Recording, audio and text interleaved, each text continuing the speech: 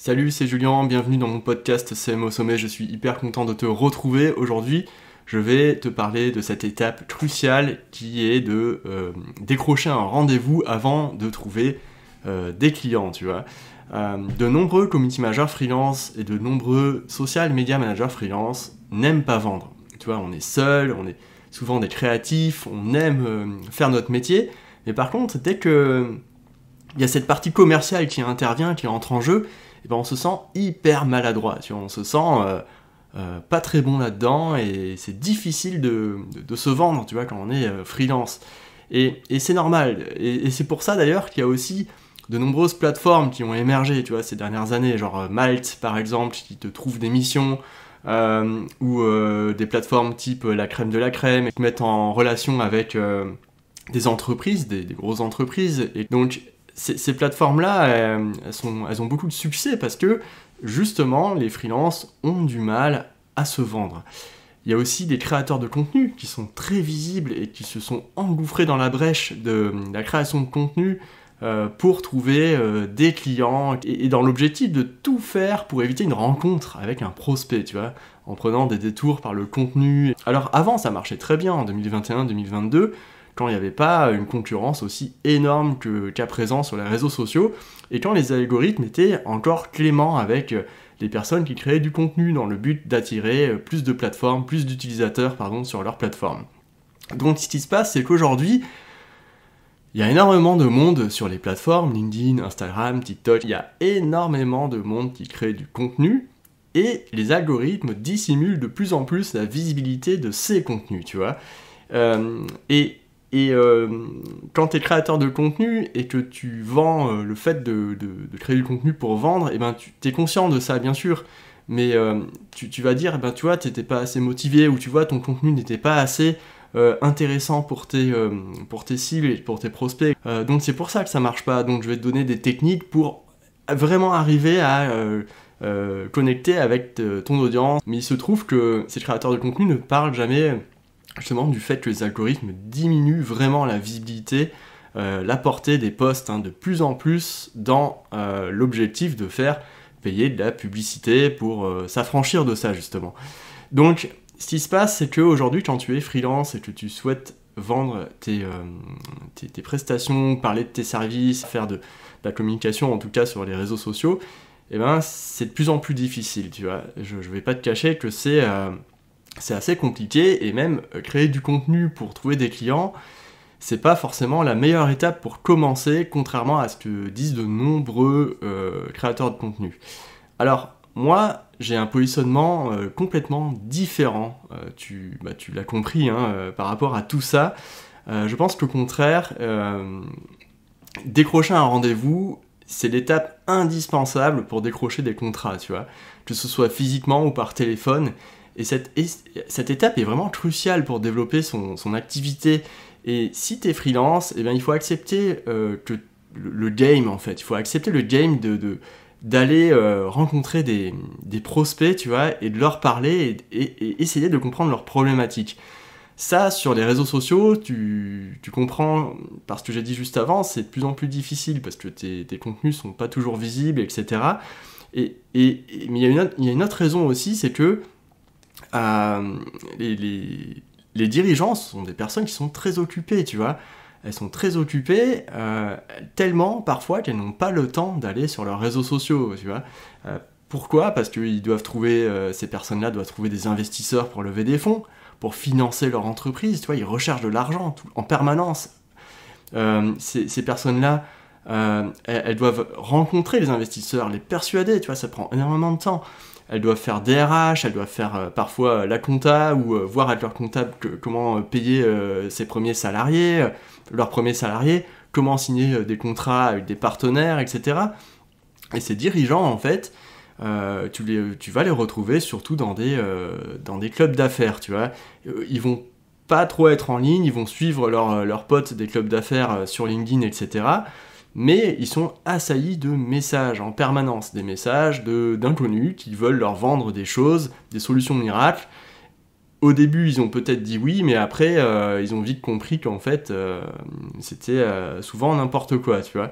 Donc ils en ont marre, ils regardent plus leurs messages. Alors, tu es face à des dirigeants, donc tes prospects, qui ne regardent plus leurs messages, qui vont sur les réseaux sociaux pour liker et suivre les posts de leurs connaissances.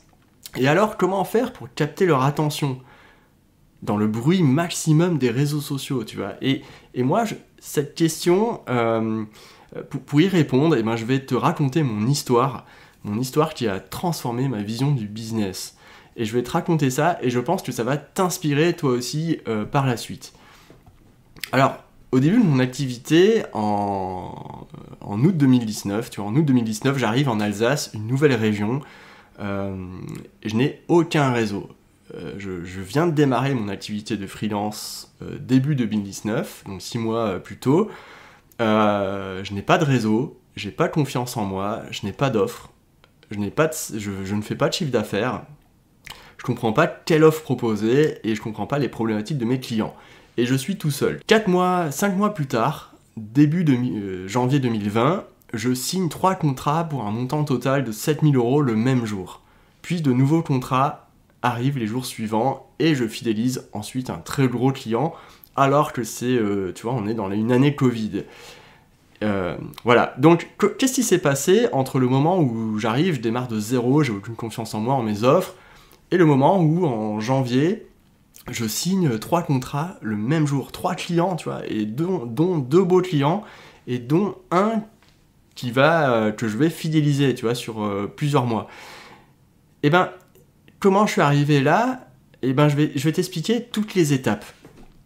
Déjà, si en août 2019, j'étais resté que sur les réseaux sociaux, tout seul chez moi, ça serait jamais arrivé. Je pense que je serais retourné sur le chemin du salariat, je te le dis tout de suite. D'ailleurs, j'étais déjà en contact avec des personnes qui recherchaient des community managers en CDD, en CDI, etc. Et j'avais déjà une entreprise qui avait d'ailleurs accepté, j'étais allé faire un entretien chez eux, et ils avaient accepté ma candidature, et ça s'est joué à une semaine près, tu vois, j'étais presque prêt à aller travailler là pour cette institution. C'était une grosse institution quand même, c'était un gros job, et donc j'étais prêt à le faire, tu vois. Mais j'ai attendu et j'ai signé ces 3 contrats le même jour. Alors, je vais te raconter comment j'ai fait, parce que là, bon, je fais beaucoup de suspense, donc là, j'y vais, t'en as sûrement marre déjà. Voilà, donc, j'arrive dans cette nouvelle région en août, tu vois, à l'été 2019, et je me dis, ok, pour essayer de rencontrer du monde, il faut absolument que j'intègre un coworking. Mais pas n'importe quel coworking. Je choisis un coworking qui est pas très loin de chez moi, qui ouvre, tu vois, qui est nouveau.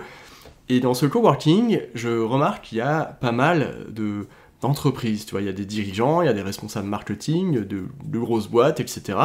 Une quinzaine de personnes et un développeur freelance. Ils sont tous là, ils travaillent là ensemble. Et donc, moi, j'intègre ce coworking, tu vois. J'intègre ce coworking et au départ, bon voilà, je montre ma tête un peu tous les jours. Je ne sais pas quelle offre réellement leur proposer. Je suis en observation, tu vois.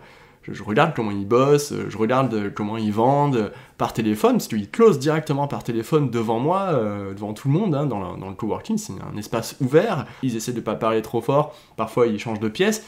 Mais en tout cas, j'assiste un peu à la vie d'entreprise tous les jours pendant 3 mois, tu vois. Et au fur et à mesure, je commence à parler avec eux, tu vois, je commence à les questionner sur ce qu'ils font, sur leur business, et moi également. Ils me parlent, ils me disent, mais alors qu'est-ce que tu fais? Tu fais de la pub? Au départ, je proposais de la publicité sur Facebook et sur Instagram, tu vois, des Facebook Ads. Et voilà, je leur parle et tout, mais je me rends compte qu'ils n'ont pas forcément besoin de publicité, parce qu'ils en sont même pas à ce stade, tu vois. Je me rends compte qu'ils ont plutôt besoin de savoir déjà quoi raconter sur leur entreprise, sur les réseaux sociaux, tu vois, c'est une première remarque que je me fais, et pendant 3 mois, je discute avec eux, etc. Et au fur et à mesure qu'ils voient ma tête, tu vois, et qu'on discute, la confiance se crée, etc. Et le dirigeant du coworking fait venir la presse, c'était en novembre, tu vois. Il fait venir la presse, il y a un journaliste qui vient et qui prend les photos de toutes les personnes dans le coworking. Il me pose la question et moi je dis au journaliste, je dis voilà, moi je m'occupe des campagnes Facebook Ads, je suis freelance dans ce domaine et sur les réseaux sociaux en général. Et le journal local, il faut savoir qu'il est lu par par toutes les entreprises de la région, tu vois. Voilà, toutes les entreprises lisent le journal. Les personnes dans ces entreprises lisent le journal, quoi. Et ça, en fait, ça avait fait un déclic. Ce qui s'est passé ensuite, c'est que en décembre, j'ai aperçu une personne qui cherchait un community manager sur LinkedIn. Il y avait personne qui a réagi au post, et moi, j'ai trouvé ça par opportunité. J'ai contacté cette personne, je lui ai dit, voilà, je vous propose un rendez-vous, et ils ont accepté immédiatement, tu vois. Et plus tard, j'ai appris que... j'ai travaillé avec eux, et plus tard, j'ai appris en fait que cet article du journal, ils l'avaient lu, ils avaient vu ma photo, ils avaient vu mon nom, mon prénom, et ce que je faisais, et en fait, ça leur a donné confiance avant même que je les contacte. Et quand ils ont vu que je les ai contactés, et ben, dans leur tête, ils avaient déjà accepté, tu vois, qu'on allait travailler ensemble. Ils étaient déjà convaincus, tu vois. Et ça, cet épisode-là, en fait, j'ai compris que quand tu réseautes avec des personnes en physique, tu les rencontres, tu crées de la confiance, et ensuite tu t'arrives à rencontrer les bonnes personnes en tout cas, et ben ça peut t'ouvrir de nombreuses portes. Mais ça prend un peu de temps. Tu vois, entre le moment où la presse est venue et entre le moment où j'ai rencontré cette entreprise, il s'était passé 1 mois, et ensuite entre le moment où on commence à travailler et signer un contrat, 1 mois supplémentaire, donc environ 2 mois de latence, on va dire. Donc de novembre à janvier, il y avait 2 mois. Et ça s'est fait rapidement, mais ça s'est fait quand même, voilà, il a fallu attendre 2 mois. Donc, en fait, en gros, ce que je veux dire par là, c'est que j'ai compris ce que ça voulait vraiment dire réseauter. Parce que en parallèle de cette action avec la presse, ce qui s'est passé, c'est que j'allais aussi aux événements, aux soirées entrepreneurs dans la ville. Et dans ces soirées entrepreneurs, j'ai rencontré des freelances qui, de fil en aiguille, m'ont présenté à leurs clients. Et toutes ces actions ensemble ont fait que le même jour, en janvier, j'ai signé pour 7 000 € de contrat. Et j'étais mais comme un fou, parce que 7 000 € pour moi, c'était énorme, tu vois. 7 000 € de contrat en une journée, c'est absolument phénoménal quand tu démarres de zéro et t'as jamais rien vendu en freelance. Donc ce qui s'est passé, c'est que toutes ces étapes que j'ai mises en place au fur et à mesure, m'inscrire dans un coworking, le réseautage, aller dans des événements professionnels, rencontrer d'autres freelances, rencontrer des entrepreneurs, apprendre à me présenter, etc. Et ben tout ça, au bout du compte, c'est additionné et ça a fait que j'ai pu décrocher ces contrats, tu vois. Et en fait, réseauter, qu'est-ce que ça veut dire en fait ? Voilà, qu'est-ce que ça veut dire ? Exactement, réseauter, ça veut pas juste dire aller dans un événement et parler aux gens. Ça veut pas dire vendre ses prestations, réseauter, ça veut pas dire ça. Ça veut dire créer un intérêt relationnel suffisamment intéressant pour la personne qui est en face de toi, pour qu'elle accepte de prendre rendez-vous avec toi, et que ensuite tu closes si tu gères bien ton rendez-vous. C'est ça, réseauter. Et aujourd'hui, il y a un truc qui est absolument incroyable, c'est que de nombreux community managers freelance, de nombreux social media managers freelance, de nombreux communicants se plaignent de ne pas trouver de clients. Mais moi, ma question, c'est, mais est-ce qu'ils arrivent déjà à décrocher des rendez-vous, tu vois ? Est-ce qu'ils arrivent à remplir leur calendly, tu vois ? Enfin, j'ai posé la question l'autre jour sur mon compte Instagram, Julien Barrière _ voilà, si tu veux t'abonner sur mon compte Instagram, j'ai posé la question en story, j'ai demandé, est-ce que ton calendly est vide ? Et ça va te surprendre, parce que c'est une question très directe, et pourtant, de nombreuses personnes m'ont dit que oui, leur calendly, leur lien calendly dans leur bio Instagram est vide depuis plusieurs mois. Et je trouve ça assez incroyable, tu vois, leur calendly est vide, mais ils continuent à créer du contenu sur Instagram. Et ils décrochent pas de rendez-vous, tu vois, et je trouve ça assez incroyable de pas faire ce lien entre, ok, si créer du contenu sur Instagram, ça me rapporte pas de rendez-vous, peut-être qu'il faut que je change de stratégie, tu vois, peut-être qu'il faut que j'aille réseauter dans ma ville pour rencontrer les entreprises qui ont besoin de moi. Et c'est un peu contre-intuitif de faire ça, tu vois, je reconnais que c'est intimidant de faire ça, pourtant l'intérêt est immense si tu es community manager freelance et que tu souhaites développer ton entreprise.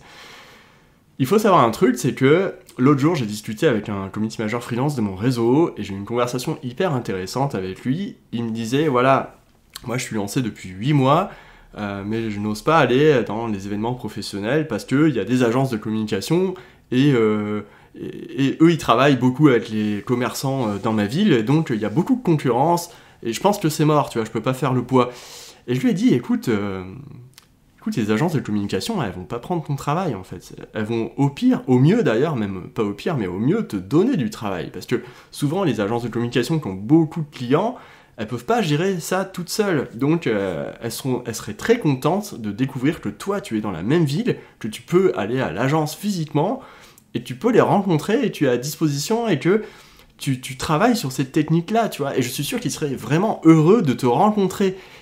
Et cette personne, ce community manager, il n'avait pas du tout vu ça sous cet angle, tu vois. Il avait vu ça sous l'angle de la concurrence, il y a des concurrents, je peux pas y aller. Mais au contraire, il faut aller dans ces événements, il faut se présenter, c'est ultra important. Alors je te donne maintenant les 5 meilleures raisons pour lesquelles tu devrais justement intégrer un réseau d'entrepreneurs dans ta ville.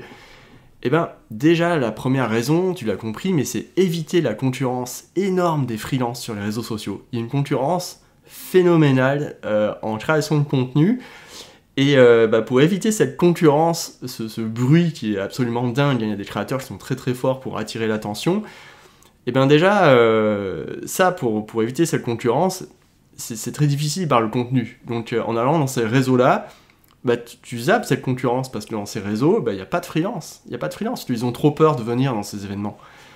Deuxième raison, tu arrêtes de t'épuiser à créer du contenu tout seul, que les algorithmes dissimulent de plus en plus, tu vois. Ça, quand tu crées du contenu, c'est du one-shot, c'est épuisant de créer des reels, tu vois. C'est épuisant de créer des stories tous les jours, de parler de choses et de parler dans le vide, tu vois. Enfin, moi, je trouve ça vraiment démotivant. Tu peux pas durer comme ça 3 mois, 4 mois, 5 mois, c'est impossible, tu vois.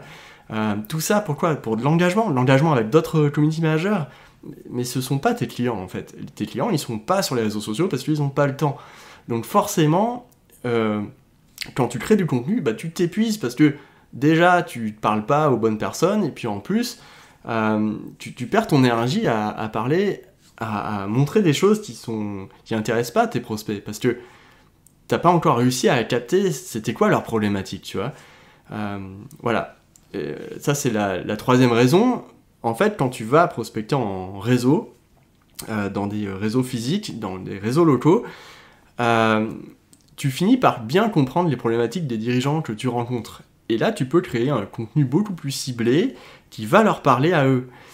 Et ils seront contents de voir que tu réponds à leurs problématiques grâce à ce contenu, parce que ensuite, quand tu les as rencontrés en événement physique, voilà, quatrième raison, c'est plus facile de poursuivre la conversation avec eux en ligne, puisqu'ils te connaissent. Voilà, donc ça, c'est vraiment une très très bonne raison. Et puis cinquième bonne raison, il y a un truc qu'il faut savoir, c'est que les dirigeants préfèrent rencontrer leurs partenaires physiquement au début.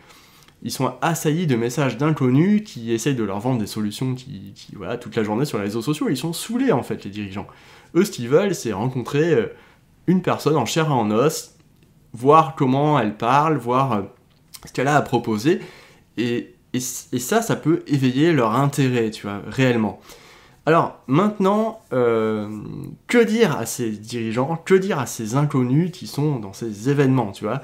Eh ben, il faut les aborder naturellement, il faut pas forcément te vendre directement, parce que ces gens, tu vas les recroiser au fur et à mesure des événements.